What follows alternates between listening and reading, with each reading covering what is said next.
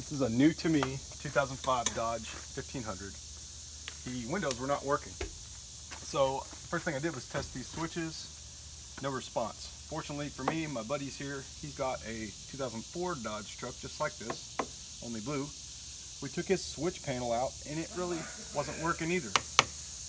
So we put my switch panel on his and it did work. So what we found out is the connector here, all these connectors in here have a split on the clip side.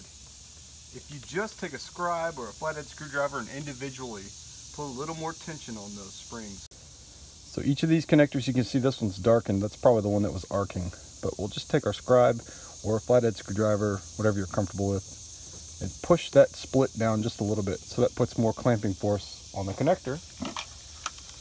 Let's plug our switch back in.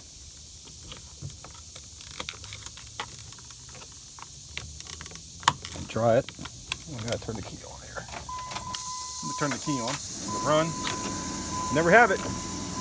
I hope that helps someone out there. Try that before you replace the switch. They'll tell them what they cost. So here's another one, 2004, and it's not working. Locks are working.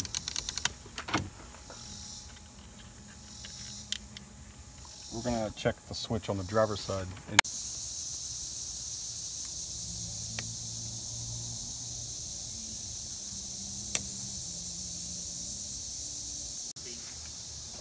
So we tested his passenger side, which wasn't working, bent the tabs on his driver's side, and now the passenger side is working. So it takes its power from the driver's side first. If any of your windows don't work, I would suggest starting with the driver's side, checking the pins. We bent the pins on that one and it's working now too. That 2015 Dodge truck. 2015. 2015.